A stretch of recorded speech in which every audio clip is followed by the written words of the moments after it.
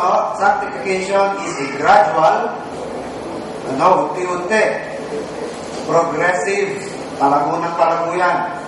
Kumpara naman ng kaliligtas mo pa lamang, mas malaki naman ang pinag-improve mo ngayon. Diba? Kasi nga, nagpo-progress. Ang bago ka palang ligtas, hindi ka agad-agad wala ang mga masamang gawain mo, masamang bisyo, masamang ugali, andun pa rin, no? Naiiwan pa rin yung ibang mga masamang gawain, masamang ugali. Pero alam tumatagal, unti-unting nawawala, no? Unti-unting natatapyas, ika nga. Kumbaga sa piece of sculpture, ang piece of sculpture, nagsisimula mo rin sa isang block of wood, di ba?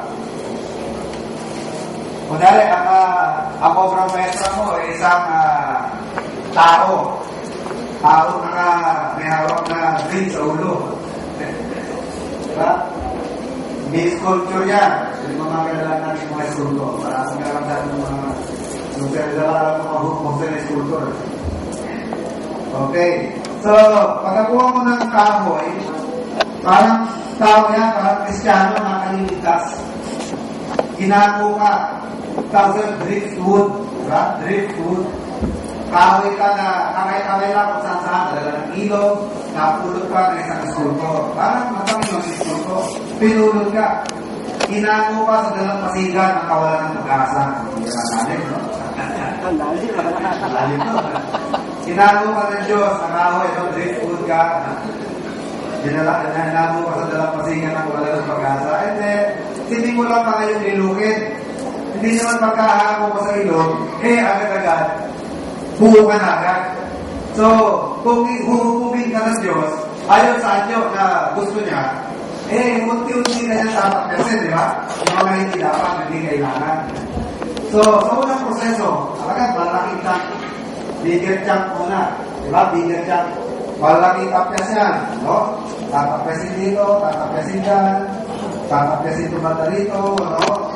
Hanggang sa itsura ng tao, yan.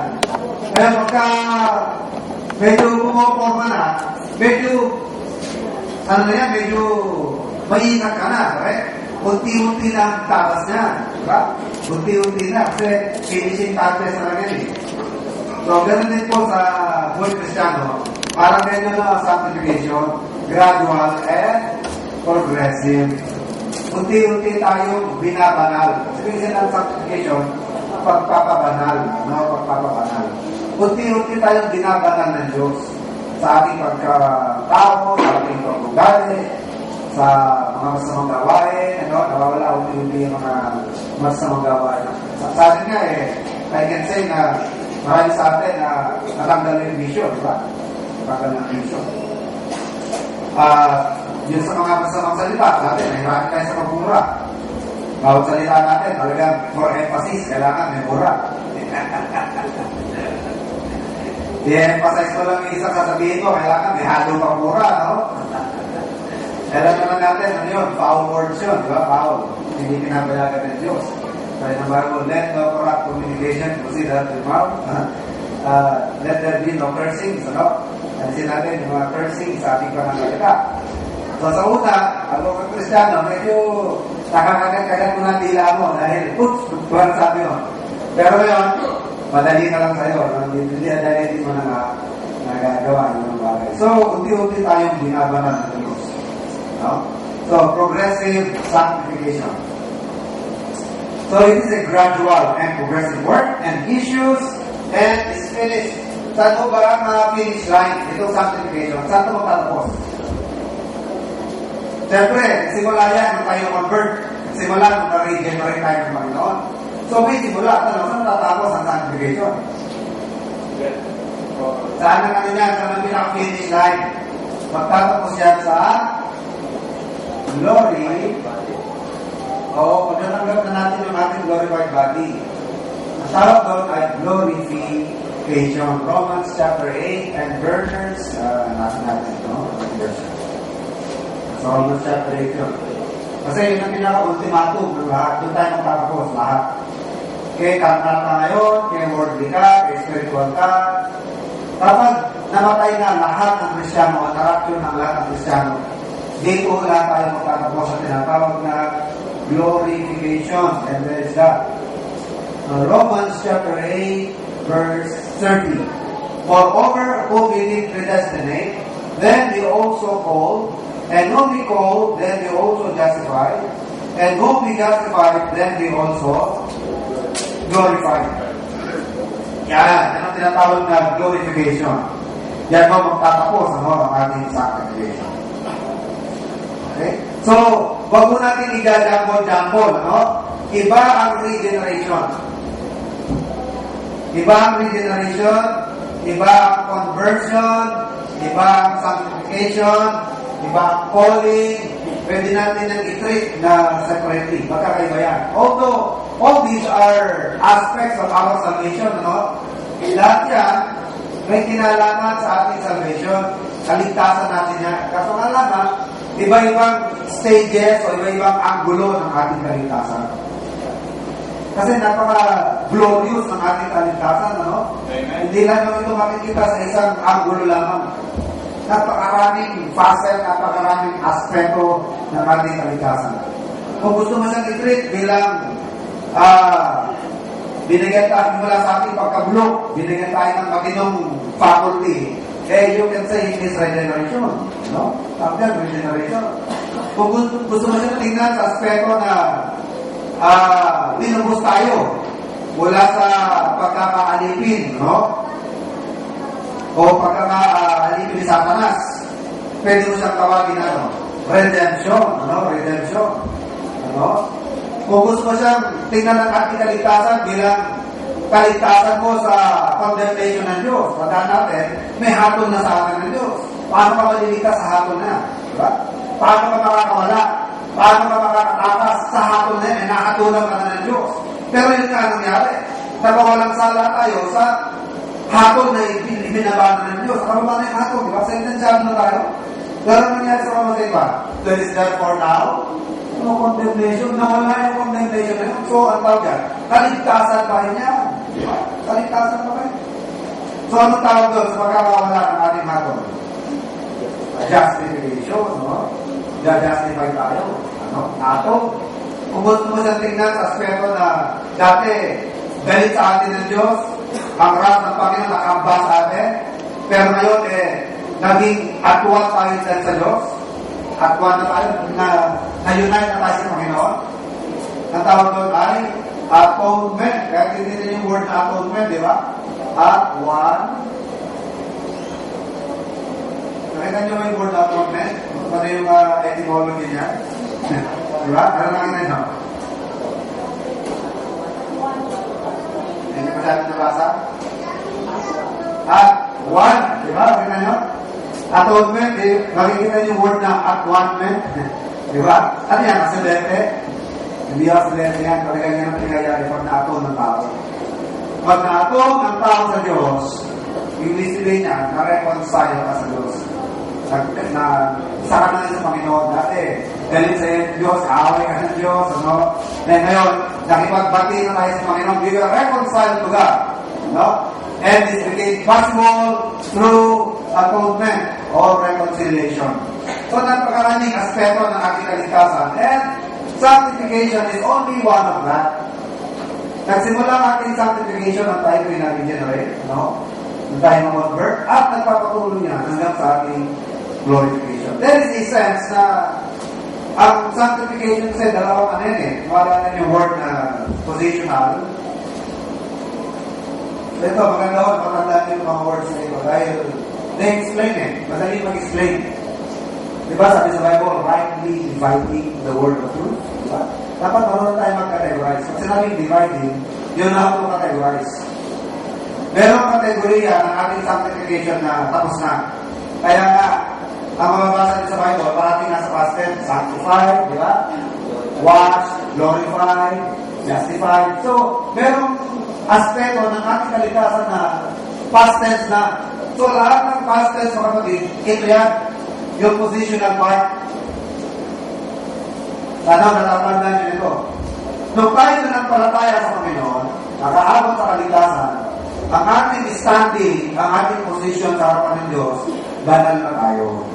Kaya ang tawag sa atin is saints. Kaya yung kwento ko ng araw, no? Kwento ko ulit na sabi ng isang ini-invite. Sabi niya, sige, pupunta ako sa inyo, pero doon sa simbahan nyo, may mga santo ron. Hindi naman invite siya. Pero may santo ron. Sige, kung may santo, atin ako. Kaya maaga sila nagatin. Ang service, 8:30, dumating sila, 8. Sabi niya, ano oras ba mag-start? 8:30 pa. Kaya pala wala ng mga tao. Sabi mo, may santo. Oo, mamaya, may santo. Wala akong nakikita santo rito. Maya-maya lang, sabi niya, magkakasanto na dyan. Kaya nung nagdatingan na yung mga member, yan, nakasanto yan. San Jaime, San Albert, San Paling, yan. Yan mga santo natin dito. Pero ang inaanap ko, yung santo na estatwa, wala kami gano'n dahil hindi pinapayagan ng Diyos yun, di ba? Di ba hindi pinapayagan ng Diyos yun? Exodus chapter 20, hindi pinapayagan ng Diyos ang gulto, pinabawal nga ng Diyos yun. Kaya huwag tayong makulit, ano? Naglalaban mo natin yan, Diyos ang nagbawawal niya. Ngayon, talaga naman kasi ang Kristiyano, tinatawag ng santo. Hindi ka mukha ng practice ng Katoliko na iitayin mo ng mata-mamatahin. Tapos meron kang susunod na proseso. Di ba si napatay na Papa, si Pope John Paul ngayon? Di ba hindi pa siya santo ngayon? Santo na ba? Blessed pa lang, di ba may stage pa? Blessed pa lang siya ngayon? Oh. Sa susunod pa, meron pang susunod na hakbang. Bago siya totally maging santo. Eh sa Pilipinas nata, kaunang santo natin na dinipara ng Katoliko si Lorenzo Ruiz, di ba? Lorenzo Ruiz. Opo, ilang state ganun din siguro. Pero sa Biblia, kapatid, ang pagiging santo, instantaneous. At the moment of faith in Christ, you are declared sanctified, saints ka na sa harapan ng Diyos as far as your position is concerned. Yung status mo sa harapan ng Diyos. Kasi nga, nagawalang sala ka na, bakit mo matatawag na santo ka na? Di ba santo, walang kasalanan? Kaya tayo matatawag na santo, ang banal na sa harapan ng Diyos. Kasi nga, lahat ng ating kasalanan, napagbayaran na ng Panginoon. Di ba? Napagbayaran na. Kaya kung napagbayaran ng lahat yan, hindi wala nang natin tayo kasalanan. Napagbayaran ng lahat eh. Ano? Kaya nga, ang term sa Bible, any. Ano ba ibig sabihin ng word ng any? Kahit ano. Romans 8:33, di ba? Tino yan. Who shall lay anything to the charge of God's elect? Ano yung anything doon? Any sin. Kasi paano mo sasabihin sin ang pinag-usapan doon? Kasi salvation ang topic doon sa Romans chapter 8. Kaligtasan yun eh. Salvation yun. Ano ba ang kasunod sa verse? Anong sinabi ng kasunod na verse? Who is it that condemneth? It is Christ that died. And it is God that justifies. Paano ka ba makakondemn sa isang tao na bayaran na ang kasalanan? Di ba? Dito din ang argumento ni Paul. Who shall lay anything to the charge of God's elect? Who is he that condemneth? It is Christ that died. Yung Kristo ng Diyos ang namatay para sa kasalanan ng elect. At ang Diyos na mismo ang nag-justify. Ano rin sabihin ng ang Diyos ang nag-justify? Ang Diyos ang nagsabi na pawalang sala na sila. Ita-challenge nyo pa yan? It is God that justified. Ang Diyos ang nagpawalang sala. Gusto mo pang hamuli challenge yung decision ng Diyos na yan? Kumbaga, gusto mo pang mag-appeal? Eh, ang Diyos ang pinakamataas na Korte Suprema. Kaya nga ang pinakamataas, iyahabi lang mo pa na, hindi ka muna, hindi pwede. Hindi mo pwede i-justify yan eh. Ang Diyos na nga nag-justify. Kaya napakatibay ng ating kaligtasan mga kapatid. Makatibay na. Kaya yung nakakaintindi niya, nakakapuno ng kantasan niya. I need no other argument. I need no other plea.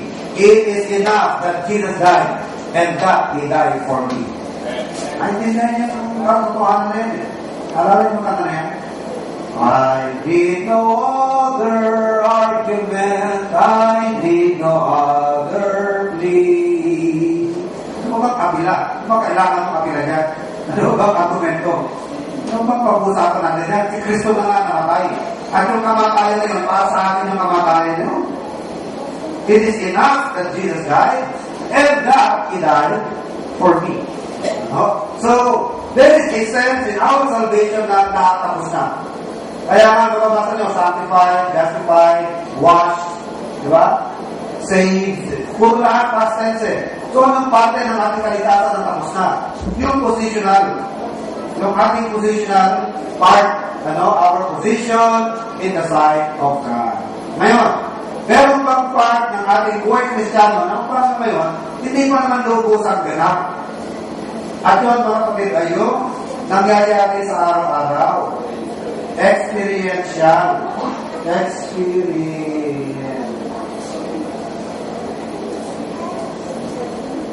Experiential. Yung experiential, yan na yung actual na nangyayari sa araw-araw. Nakuha niyo yung pagkakaiba? Yung positional, hindi pinag-usapan yan yung nagagawa mo ngayon. Kundi yung pinag-usapan sa positional, yung katatayuan mo sa harapan ng Diyos. Ano ba yung tayo mo sa harapan ng Diyos ngayon? Ikaw ba exposed pa sa galit ng Diyos o sa hustisya ng Diyos, sa judgment pa? Wala na. Wala na yung exposure natin sa judgment ng Panginoon. Hanggang na yun. There is therefore now no condemnation to them that are in Christ. Dahil sa ating position kay Christ, ang ating matatayon sa harapan ng Diyos, absuelto na tayo.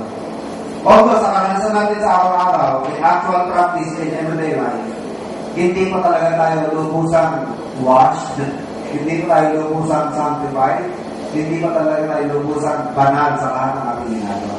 Dahil sa maraming pagkakataon, nagkakasala pa rin tayo, nadadapa pa rin tayo. Yan ang sinasabi ng Bible na, if any offend not in word, the same is a perfect man. Kung hindi ka na nagkakasala sa salita, perfecto ka nang masasabi. Ang ano lang doon, parang ironic yun may hatong sarkasam na nga yun Kumbaga, dinidil doon ni James, ni Santiago, walang taong perfecto na. Kundi, nagkakamali pa rin tayo. Nagkakasala pa rin tayo. Kahit sa dila, nagkakasala pa rin tayo. If any offend not in word, the same is a perfect man. Sabihin, nagkakasala pa rin tayo in actual experience in life or in actual practice. Yun din ang sinasabi sa 1 John chapter 1 and verse 8. Diba? Ang nagsasabing sa'yo walang kasalanan ay isang sinungaling. Sinungaling ka, hindi na nagkakasala. Ay walang tao, hindi na nagkakasala. That is as far as our actual experience in everyday is concerned. No? So, sanctification is gradual and progressive. And there is a sense na tayo ay sanctified na in the sight of God as far as our position is concerned positionally. Now, let's talk about the three sanctifications. So, namin yung ating direction. No.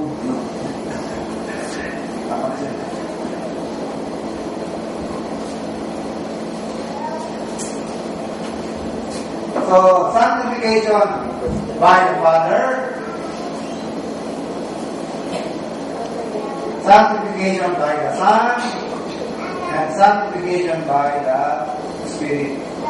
Alam niyo ang talagang topic natin sa maghapon nito is sanctification of the Spirit. Pero bago natin tumaya ang sanctification of the Spirit, ibukod muna natin siya, i-differentiate muna natin siya sa sanctification of the Son. And sanctification of the Father. Kasi baka tayo malito Kaya sabi ng Bible, diba? Rightly dividing the word of truth. So, para mag-divide natin ang tama, kategorya natin. Kasi may mga talata na sanctification ang sinasabi, pero Ama ang tinutukoy. Ibig sabihin, meron palang sanctification na Ama ang tumikilos. Meron din sanctification na nakabanggit, pero pag gumagawa ng sanctification ay ang anak. Yun ang sanctification by the Son. Ngayon, meron din sanctification na Holy Spirit ang tumikilos sa sanctification na yun. So, parang hindi tayo malilito. I-kategorya natin, Talaga naman kasi meron sanctification by the Father, meron sanctification by the Son, and sanctification by the Spirit. Although, our real or actual topic today is sanctification of the Spirit, pahapyawan natin itong sanctification by the Father. So, there is a sanctification which is more peculiarly ascribed to God the Father. At ang tinutukoy dyan na sanctification by the Father ay ang election. Ano? Kasi yung word na sanctify, the word sanctify, hindi naman parating ibig sabihin ng sanctify, banalin eh, di ba? The word sanctify can also mean what? Can also mean set apart, dimukod. So, kung ibinukod ka, di ba parang pawid yan ang salitang elect? Tama ba? Sir Charles? Pawid ba siya? Pag sinabing pinili mo, you chose or you elect, di ba? Pero man itinangi, di ba? Itinangi, pagtatangi, sinet apart mo. Para sa manliligaw, wala sa dami-dami ng babae, di ba? Pero pag itinangi-tangi sa lahat, baga although yung pinili mo, marami pang mas maganda sa kanya, pero inaamin mong hindi ka ubra, kaya binayos mo na lang. Hindi ka ubra. Pinili mo na lang yung tingin mo, ubra ka. So, itinangi mo siya sa marami, pero ka ibinukod. So, yung itinangi mo, ibinukod mo, di ba? Ibinukod mo sa lahat. Inalek mo, pinili mo, di ba? Sa yung pinili. So, sa ating anong verse yan, yung mga nagsasabing sinactify ng ibig sabihin ko yung pinili. Hebrews chapter 10, verse 14. For by one offering, Christ forever perfected them that are sanctified. Paano pinrefect ng Panginoon Jesus yung mga sinactify? So, yung word na sanctify doon, sinet apart o pinili. Ang tanong, sinong pinili? Ang Ama ang pinili. Alam naman natin yan, no? God has from the beginning chosen you to salvation. So, the one who does the electing is the Father. Ano sabi sa 1 Thessalonians 2:13?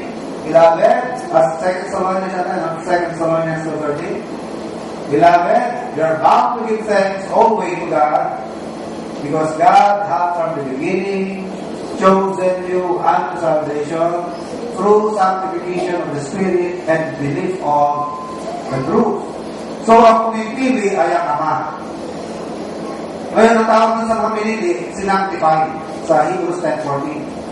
By one offering, Christ forever perfected them that are sanctified. At tinutukoy nila sinanctified, yung sinet apart, pinukod. Okay? Ephesians 1:4. According as He has chosen us in Him. So, dalawa yung pronoun doon. Pronoun. Ano na yung pronoun sa Ephesians 1:4? Ephesians 1:4, according as He has chosen us in Him before the foundation of the world. So, sino yung tinutukoy niya? Father. According as He has chosen us in Him. He has chosen us in Him before the foundation of the world. So, there is a sanctification na ang tunutukoy na nag-sanctify o pumili ay ang Panginoong Ama. Ngayon, meron naman pong sanctification, nagtawag sa sanctification na tinutukoy, mga bagay-bagay. Pero ano pa rin na nagbukod nun, So, ang Diyos, kasi sa Old Testament, hindi pa naman masyadong umiiral. Hindi pa naman masyadong, kumbaga sa Old Testament, parang parang Ama, ang Diyos Ama ang mas litaw na litaw na ma-manifest ang actions. Kasi, mas litaw na litaw, kung ang anak, kumikilos na during Old Testament time, pero mas litaw ang pagkilos ng Ama. Di ba? Kailan ba natin nakitang maliwanag at manifest na pagkilos ng anak? Di ba nung nag-incarnate na siya? Nung nagkatawang tao na? Tama? Tama ba? Nung siya'y nagkatawang tao na. Pero kahit hindi pa siya nagkakatawang tao, kumikilos na rin siya. Kaso nga naman, kasunod-sunod. Ganun din po ang banal na Espiritu.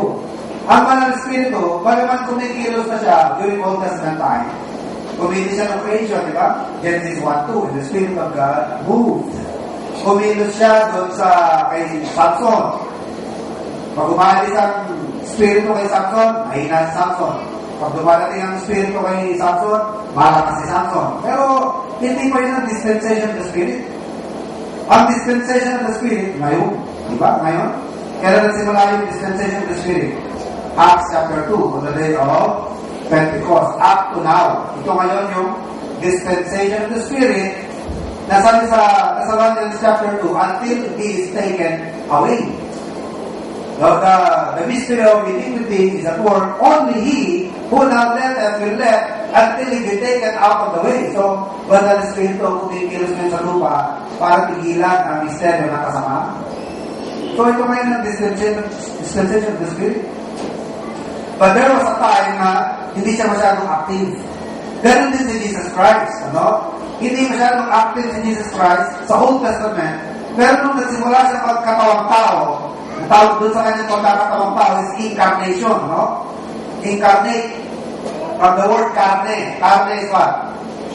Flesh. Nung nag-incarnate, nagsalaman, nagkatawang tao. Doon nakita natin active na anak. So, during Old Testament time, ang active ang ama. Kaya kahit sa mga pagpili, sa mga decision, kahit sa mga bagay, yan yung mga kasangkapang ibinuhod, sinantify. So, ama ang nag-decision niya. Sa Leviticus chapter 8, verse 10.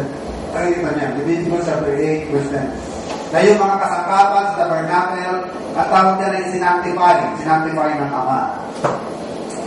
Now, ganun pa rin, meron pa yung mga verse na mababasa na tao naman ang sinasanctify. Pero, sinanctify in the sense na binukod para sa gawain ng Diyos. Jeremiah chapter 1 and verse 5.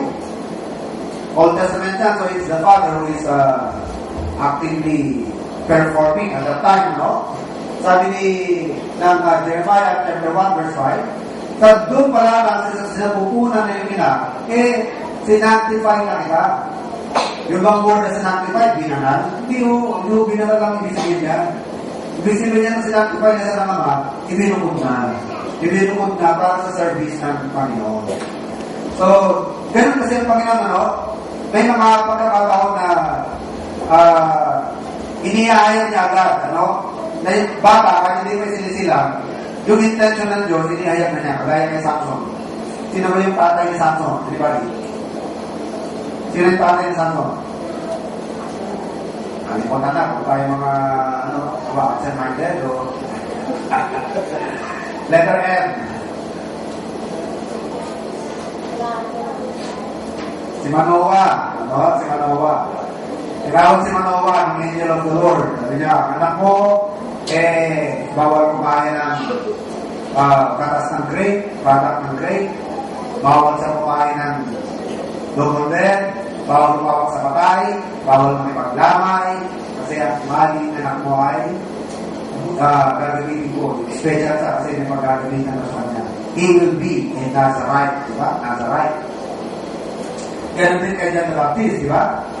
Si John the Baptist was to be a Nazarite as well. Ang maling na ako ay hindi siya pwede kumain ng ito. Kaya kasi John Baptist, nakontento na lang siya sa diet na locust and honey, di ba? Nilalangan ng diet. So, meron mga ganun pagkakataon, So, binubuko ko sila ng Diyos for special purpose at piniyayag na ng Diyos yung kanyang intention. The same thing happened with Jeremiah, di ba? Nabasa niyo ba Jeremiah 1:5? Abraham, from the womb of your mother have I sanctified thee. Ibig sabihin nun, hindi pa sinisilang si Jeremiah, sinignified na ng ama na meron siyang binukod para sa salvation niya. Because Jeremiah will be a prophet to the nation of Judah. Okay? So that is the sanctification by the Father. Yan naman yung pangalawa. Pero nung po tayo marabasa na sanctification, pero kung kumikilos, ay ang anak. Sanctification by the Son. 1 Corinthians chapter 1, verse 13. Makikita niya. Huwag tayo mako-confuse na ano ba sanctification exclusively Holy Spirit lang yan. Bakit meron sanctification na Ama sinasabi? sinasabihan. Anak ang sinasabihan. Verse 30 of 1 Corinthians chapter 1, but of him are ye in Christ Jesus, who of God is made unto us wisdom and righteousness, and what? Sanctification and redemption. So, in what sense Christ became our sanctification? So, ito na yun. Itong sanctification by the Son, hindi ho yan pagbubukod. Hindi yan yung pag-set apart. Ang tinutukoy dito na sanctification ay pagpapabanal or cleansing. Cleansing. Pagkakahugas natin sa ating kasalanan. Sa paano tayo nahugasan sa ating kasalanan? By His what? By His blood. We are sanctified by His blood. We are cleansed by His blood. Paano pa tayo na-cleanse? By His office as a priest. Kasi ano bang trabaho ng priest? He offers expiatory sacrifices. Expiatory. Ano ba na expiatory? Expiate, ano? Alay para mapawala yung galit. Parang peace offering. Na-expiate yung galit ng Diyos. Para mawala ang galit sa atin ng Diyos. Siya parang nag-pacify. Expiation, doctrine of expiation. Na-pacify ang galit ng Diyos, ang hustisya ng Diyos, dahil sakripisyo na inalay ng anak ng priest. Ano? The Lord Jesus Christ being our high priest. So in that sense, na-sanctify tayo to Jesus Christ by the offering of His blood. No? Ang sabi sa Revelation 1:5, Revelation 1:5 says, we are washed by His blood. No? Kalugasan tayo ang kanyang dugo. Yan din ang sinasabi sa 1 John chapter 1. Sabi natin ang 1 John chapter 1. 1 verse 7. But if we walk in the light, as He is in the light, we have fellowship with one another, and the blood of Jesus Christ, His Son, cleanseth us from all sin. So, in that sense, kaya tinawag na si Jesus Christ is our sanctification and justification because His blood cleansed us from all sin. And then Revelation 1:5. Revelation 1:5, and from Jesus Christ, who is the faithful witness and the first begotten of the dead, and the prince of the kings of the earth, and Him that loved us and washed us from our sins in His own blood. So, hindi naman Holy Spirit na nag-alay ng dugo eh. Dahil walang dugo ang Holy Spirit. Hindi rin yung Ama na nag-alay ng dugo, kundi si Jesus Christ. So, in that sense, matatawag po na si Kristo ang nag-sanctify sa atin dahil minanal niya tayo ng kanyang dugo, hinugasan ng kanyang dugo. Ngayon, dumaan po naman tayo sa sanctification, no? Sanctification of the Spirit or by the Spirit. Ito na yung 1 Thessalonians chapter 2 and verse 13. Pray God, that your whole body, soul and spirit be preserved blameless, be sanctified, and be preserved blameless until the coming of our Lord Jesus Christ. So, alamin natin ito. Sanctification of the Spirit. Sanctification of the Spirit. First of all, what can you say about the sanctification of the Spirit? Ano masasabi natin dito? That sanctification of the Spirit, muna sa lahat, its nature.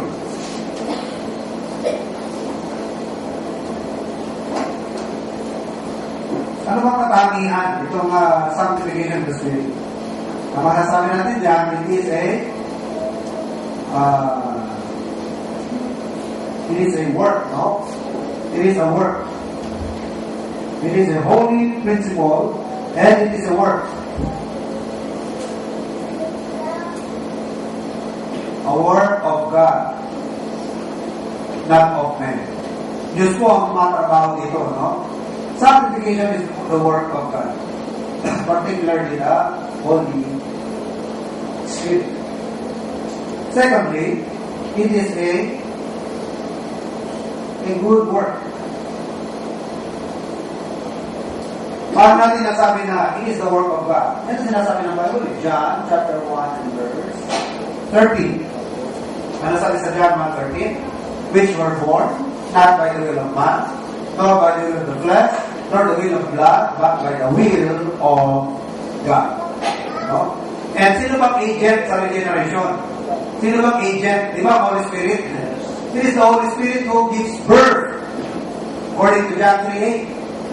The wind bloweth where it listeth, ang hangin ay umiihip kung saan niya pupunta, pero hindi mo alam kung saan nanggagaling, kung saan pupunta. Basta alam mo lang may hangin. Nasabi ni Christ sa John 3:8, such is everyone that is born of the Spirit. So the agent in the regeneration of man is none other than the Holy Spirit. So it is the work of the Holy Spirit, not the work of man. Hindi ho tao ang nag-born again sa sarili niya. Hindi ho tao ang nagsasanctify sa sarili niya. Ano? It is the work purely and exclusively by the Holy Spirit. Holy Spirit ang kumikilos sa bagay na hindi ho tao. Hindi tayo nagpapasya na sa oras na ito at sa araw na ito, pinapasya ko na mag-born again ako. Hindi ho tayo nagpapasya niyan, hindi ho tayo gumagawa niyan. Oh? Another thing is that it is a good work. Bakit po natin nasabi good work yan? Una sa lahat, it came from God. Ano ba yung God, mga kapatid? Ano yung saan nanggaling sa litang God? It came from the word good. Nagalang din ako, no? That is short for good. Because God is good. Di ba? So it is a good work. Una sa lahat, ay nagsimula ito sa Diyos. At anong bagay sa Diyos ang pinagmulan ng good work nito? His kindness. Ito yung kabut-kabahin na ng Diyos, good yan. His mercy. Ano? His mercy. His kindness. His grace. At anong naging instrumento ng mabuting gawain nito? Ang naging instrumento? The Word. Ano tawag sa Word? The good Word. The good Word of God. At hindi lang yun. Pati yung epekto sa tao, good. Diba? Kaya, it's a good work. God being its source, the Word, the instrument. Kasi wala namang born again, wala instrument, the Word of God, diba? John 3:5. Except a man be born of water and of the Spirit, the water there is the Word of God. So, ang instrument sa ating pagka-born again is the good Word of God.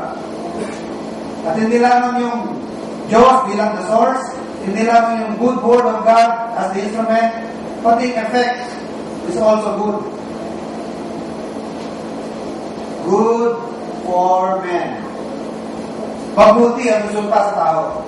Pag na-born again ang tao, lalo mo sumasama ugali. Di ba, unti-unti ang magbabago sa tao. Pagkaman, hindi naman talaga perfecto. Hindi ko sinasabing, pag naging Kristiyano yun, talaga naman, wala nang nagagawa kasalanan, ano? Marami pa rin tayo kasalanan na nagagawa.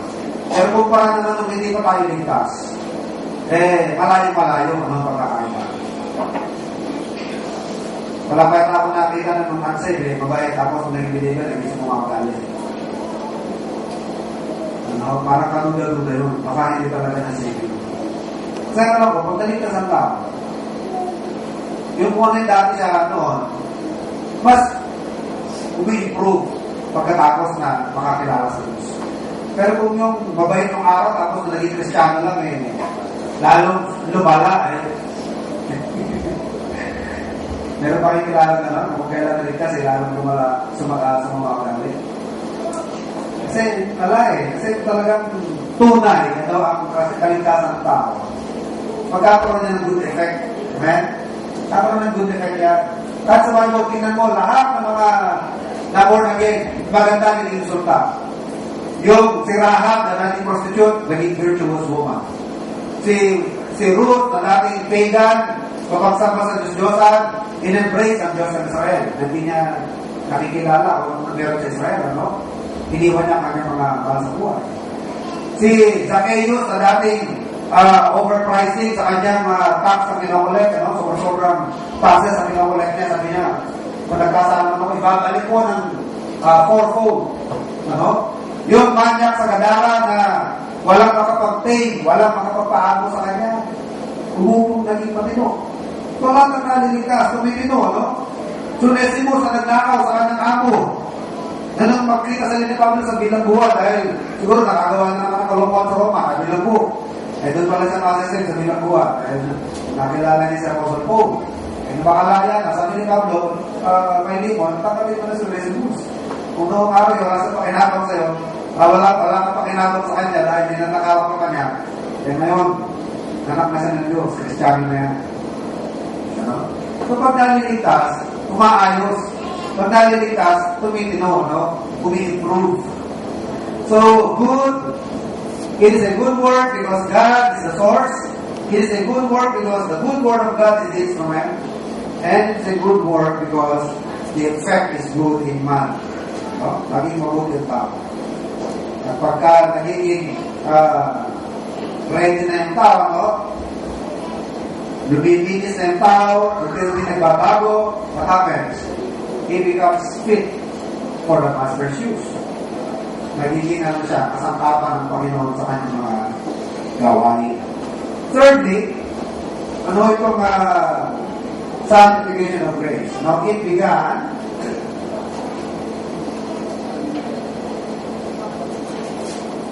it's a work. It is the work of grace. No? It is the work of grace. God's sovereign grace. God's free grace. And God's abundant grace. Ano? According to Romans chapter 3 and verse 24. Sabi sa Romans 3:24, being justified freely by His grace. Sabihin natin, something ba yung natin natin? Something ba yung natin yung nag-usapan? Ano yan? Kasama lang yan, package yan. Kung sino man yung sinamplify, yun din ang ginastify. Pero gusto ko yan masay sa verse na yan, yung freely by His grace. Our sanctification, even our justification, are all freely by His grace. Alam niyo yung word na freely? Freely by grace. Hindi yung sinasabing libre yung grasya. Bagaman libre talaga yung grasya. Pero hindi na libre na freely. Bisa na freely, walang pumilit sa Diyos. Sariling decision niya yan. Wala siyang nakita kung bakit siya napilitang gawin yun. Walang umudyok sa kanya. O walang nakapag-udyok sa Diyos, ano? O wala siyang nakita para makapag-motivate sa kanya. Sarili niya lang napasyahan niya. Yan ang sabihin ng word na freely. Sariling decision niya. Freely by His grace. What else? It is a work of faith also. Why? Because faith is a principal part. Malaki po bahagi ng faith sa bagay na ito, no? According to Acts 26 and verse 18. Sabi sa Acts 26:18, we are sanctified by faith. Ano? So malaking role ng faith sa ating sanctification. No? Both positionally and experientially, talagang malaki po ang bahagi ng faith. I-analyze natin sa experience yan. Kailan tumutuwid ang ating pamumuhay? Di ba pagka yung nabasa mo, pinaniniwalaan mo? May nabasa ka sa Bible, pinaniniwalaan mo. Anong epekto niya? Di ba? Nasasanctify, tumutuwid ang buhay mo. Pero kung may nabasa ka, hindi ka naniniwala. Ibig sabihin ng hindi ka naniniwala, wala, okay. Ano mangyayari sa'yo? Hindi lumalakad ka pa rin sa sarili mong paraan. Sa sarili mo pa rin wisdom, hindi sa wisdom ng Diyos. Ang mga actions mo, ang mga decisions mo, are still being governed by your own wisdom, personal wisdom. Para wala kang believe sa wisdom ng Diyos. Hindi ka naniniwala, wala man natin ano. Pero kung nabasa mo, pinaniwalaan mo, at kung talagang pinaniwalaan mo yan, i-apply mo yan, at pag in-apply mo, ano mangyayari sa'yo? Tumutuwid ang iyong buhay na sasanctify. Tumutuwid. Di ba yan naman ang sikreto ng tagumpay ng buhay Kristyano? Hindi niwala pa kayo? Na malaki ang role ng faith sa tagumpay ng buhay Kristyano. Do you agree with me? Basahin natin, ano? Para hindi lang tayo amen na amen sa amin, ano? Chapter 5, verse 4, verse John.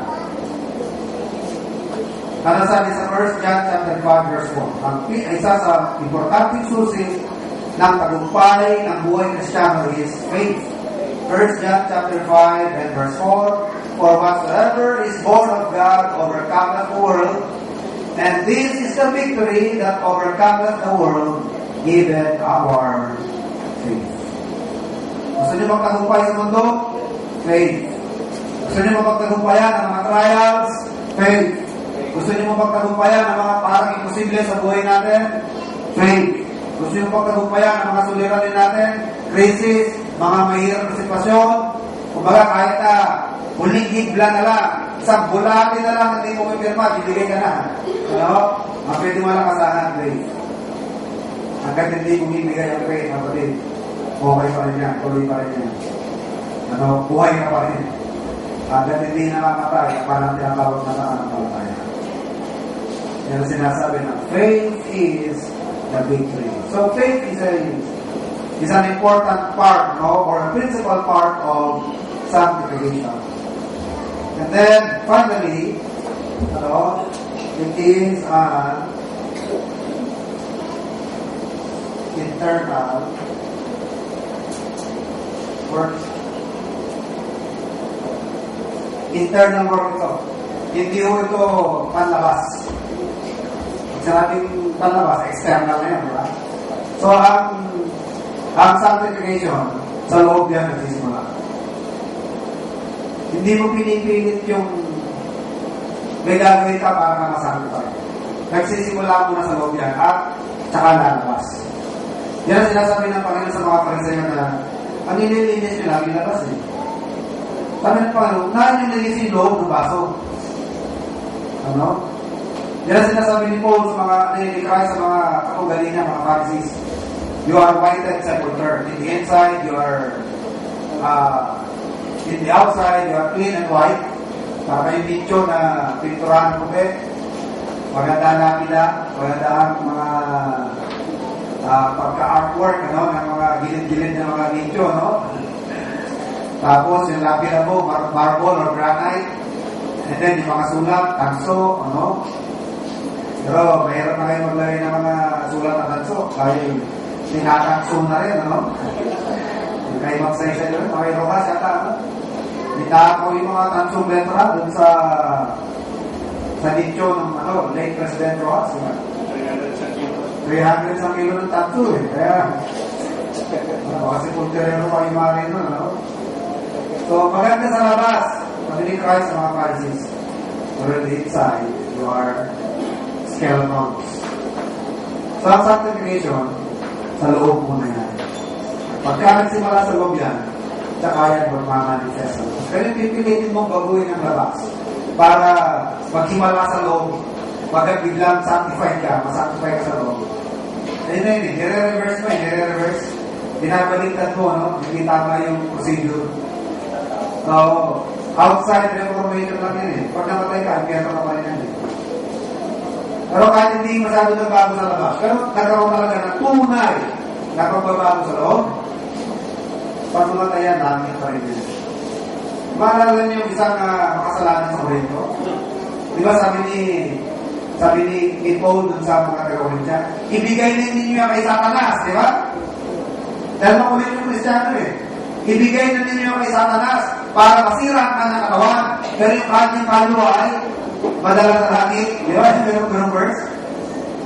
So, hindi pa maayos sa kanyang external na pag-ugali. Hindi mo Kristyano na, nagpapunta sa Kristyano. Pero, ano pa rin, mapakyapin pa rin, fornicator. Kaya sabi ni Christ, na ni Paul, ibigay na ninyo kay Satanas for the destruction of the flesh, that his soul may be saved at the coming of our Lord Jesus Christ. So kahit na hindi pa-improve masyadong panlabas, pero may tunay na nagbago sa loob, okay yun. Pero yung pinipilit mo lang na maguhin ng labas, tapos wala pa talagang experience ng sanctification sa loob. Kahit sabihin natin na bago talaga yung kanyang labas mo, Pero kung wala nagbago sa loob, sabi ng Bible, what's an impractical command against the whole world and yet loses his soul. So, importante yung loob. So, sanctification is an internal work. Mamaya, isa-isahin ko bakit tinawag na internal work. Ready ko kayo? Dahil hindi mo mabasa sa ating pagbalik. Nakilang Diyos at aming mga pag-inama, salamat po sa palayang sandali na inyong pinagkaloob na kapag-aral ng Isla. Salamat Ama sa mga katotohanan ito na aming pong napapakinggan at inyong gulay-gulay. Sana po Ama, Diyos mo bigyan ng pagkaunawa at panulungan, ay aming naintindihan at palakas sa aming pananampalataya. Sa pamamagitan nito, Ama, ay ma-realize namin ang mga ina-expect sa amin, mga dapat namin ginagawa, at anong yung mga expectations about sa amin. Tuloy kami madalangin ng patnuban ng mga Espiritu pumumula, at pigit na lang kung meron po ang kasali kapagitnaan, wala pa karanasan ng kalikasan. Tuloy na kami maghugas sa bawat isa, at palabasan ng mga kalikasan. Kaya aming dalangin sa ngalan ng Panginoon Jesus. Amen. At imakupo na po, maraming maraming maraming.